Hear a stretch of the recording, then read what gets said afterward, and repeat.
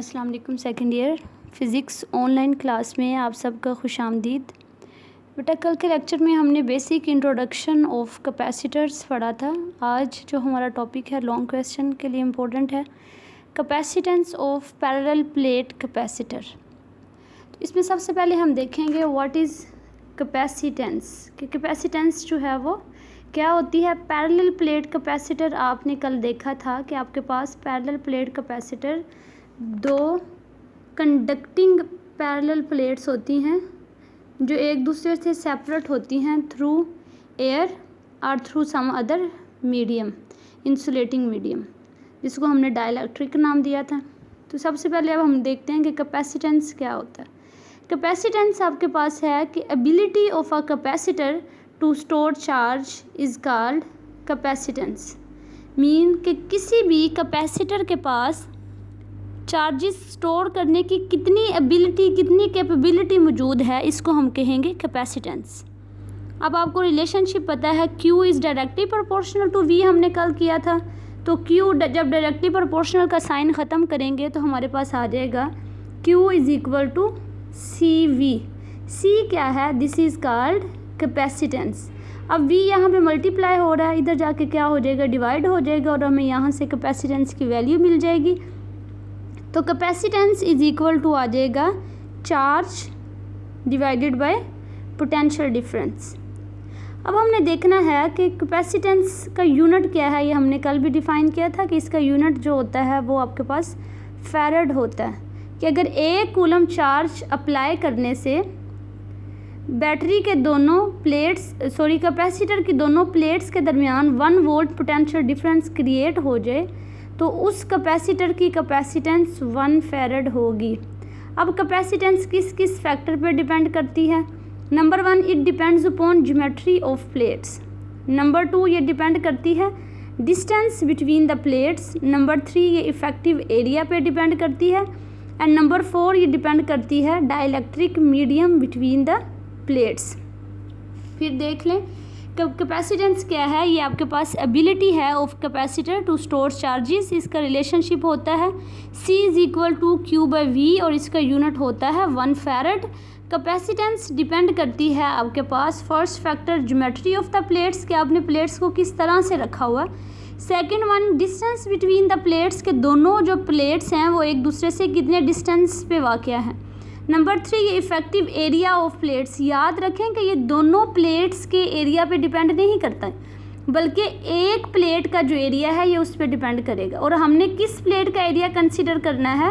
हमने उस प्लेट का एरिया कंसीडर करना है जिसकी वजह से दूसरी प्लेट पे चार्ज जो है वो क्रिएट हुआ है। जैसे कल वाले अगर आप लेक्चर में आप देखें तो उसमें क्या हमने किया था कि इस प्लेट को हमने पॉजिटिव टर्मिनल के साथ जोड़ा था और इस पे आ गया हमारे पास पॉजिटिव चार्ज। अब इस पॉजिटिव चार्ज की वजह से क्या होगा, इस प्लेट में चार्ज इंड्यूस हो जाएंगे। इसके जो इनर साइड है उधर नेगेटिव चार्ज इंड्यूस हो जाएगा और इसकी आउटर साइड में पॉजिटिव चार्ज इंड्यूस हो जाएगा। तो हम एरिया फिर किस प्लेट का कंसीडर करेंगे? हम इस प्लेट का एरिया कंसीडर करेंगे। और नंबर 4 जो है वो हमारे पास है dielectric medium between the plates, कि आपने मीडियम जो है वो क्या लिया हुआ है। इधर आप मीडियम यूज़ कर रहे हैं, यहाँ पे एयर यूज़ कर रहे हैं, वैक्यूम यूज़ कर रहे हैं, या फिर आप कोई डाइलेक्ट्रिक यूज़ कर रहे हैं। तो अब हम फाइंड आउट करते हैं capacitance of parallel plate capacitor.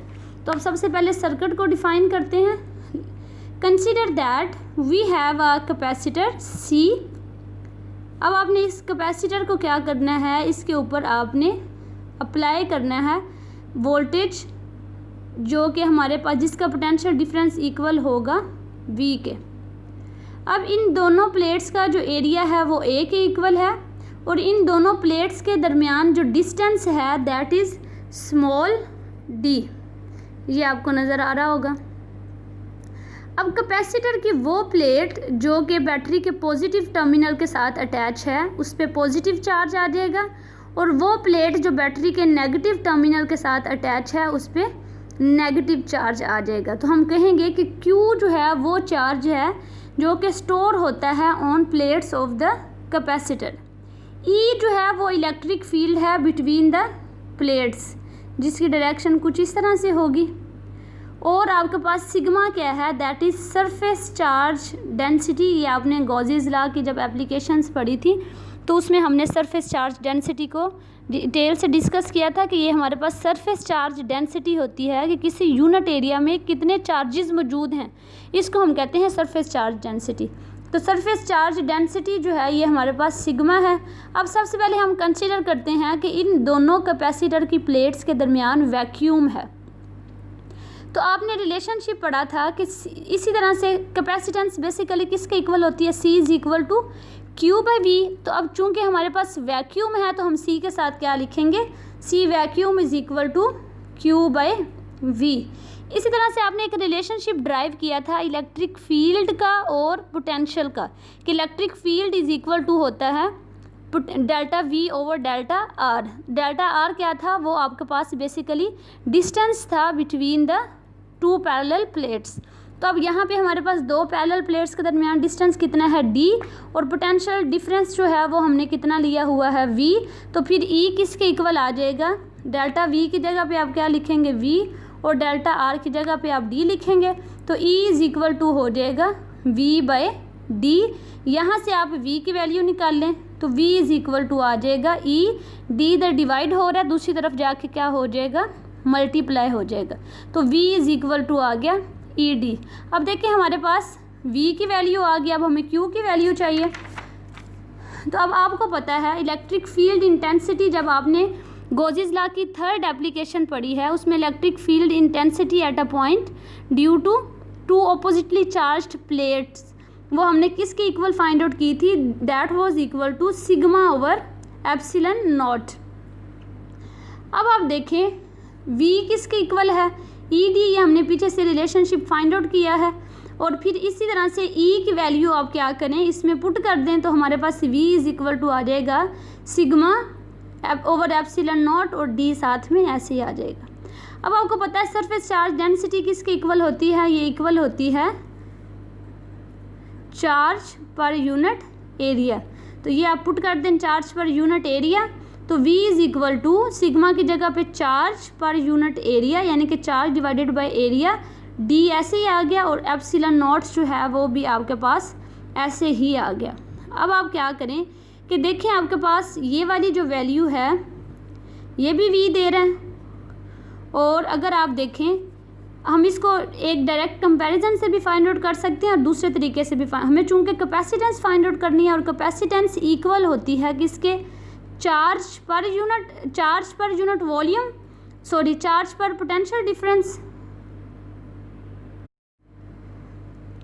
अच्छा जी, अब हमें फाइंड आउट करनी है कैपेसिटेंस, एंड कैपेसिटेंस इक्वल होती है चार्ज ओवर पोटेंशियल, यानी कि C is equal to Q by V। तो हम इनमें से अलग कर लेते हैं, Q डिवाइडेड बाई V कर लें, ये सारी चीज़ें जितनी भी टर्म्स हैं इनको हम दूसरी साइड पे ले जाते हैं।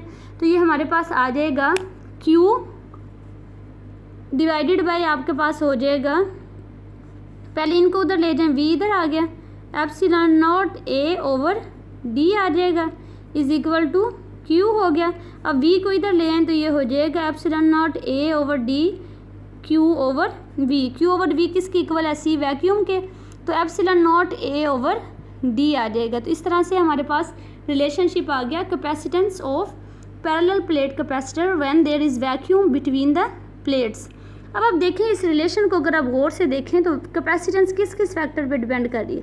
नंबर 1 ये डिपेंड कर रही है आपके मीडियम पे, number 2 area of plate, and number 3 distance between the plates. तो यही हमने पहले जो टॉपिक शुरू करने से पहले पढ़ा था कि कैपेसिटेंस जो है वो किस किस फैक्टर पे डिपेंड करती है। ये डिपेंड करती है आपके पास एरिया पे, डिस्टेंस बिटवीन द प्लेट्स या फिर separation between the plates, and number 3 जो है ये मीडियम पे डिपेंड करती है। अब हम देखते हैं कि जब आपके पास डाइलेक्ट्रिक है उस केस में क्या होगा। तो उसी तरह से सारे रिलेशनशिप, पहले हमने C वैक्यूम लिया था, अब C वैक्यूम की जगह पे आप क्या लिखेंगे, C मीडियम। इसी तरह से C मीडियम किसके इक्वल आ जाएगा, Q ओवर V। ये जब आप सारा रिलेशन फाइंड आउट करेंगे तो फाइनल रिलेशन जो आपके पास आएगा C medium is equal to A into epsilon medium divided by D।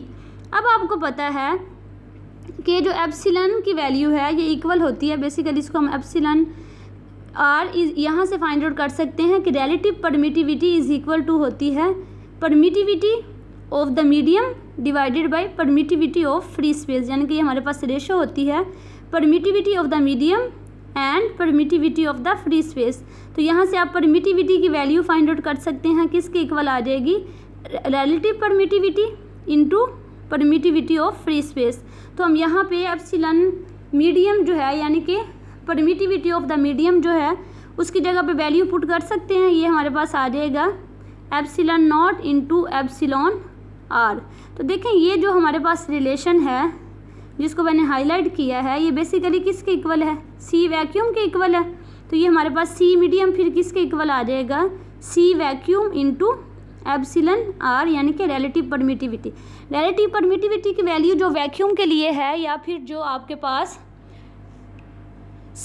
Free space के लिए है वो 1 होती है। इसलिए आपके पास जब आप परमिटिविटी ऑफ फ्री स्पेस लेंगे तो सी ऑफ मीडियम इक्वल टू हो जाएगा सी ऑफ यानी कि कैपेसिटेंस ऑफ द वैक्यूम।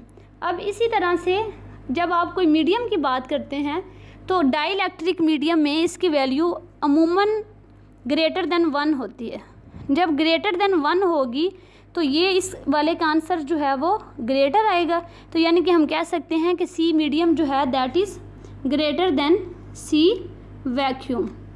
अब इसी तरह से अगर आप बात कर लें, अब हम उस न्यूमेरिकल को देखते हैं।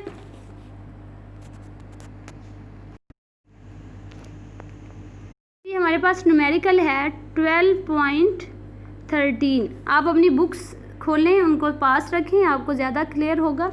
न्यूमेरिकल की स्टेटमेंट कुछ इस तरह से है कि आपके पास एक कैपेसिटर है जिसकी कैपेसिटेंस आपके पास है 2.5 इंटू 10⁻⁸ फैरेड। कितनी है, 2.5 इंटू 10⁻⁸ फैरेड। अब आप क्या करें, in the charging process electrons are removed from one plate and placed on the other one when the potential difference between the plate is 450 volt. तो पोटेंशियल डिफरेंस आपके पास कितना है, 450 volts. Many electrons have been transferred. अब वो कहते हैं कि आप फाइंड आउट करें how many electrons have been transferred, mean you have to calculate number of electrons और चार्ज ऑन 1 इलेक्ट्रॉन आपको दिया हुआ है, ये इक्वल है 1.6 इंटू 10⁻⁻19 कूलम। अब आप देखें कि सवाल हमारे पास ये है कि आपके पास एक कैपेसिटर है जिसकी कैपेसिटेंस आपको गिवन है।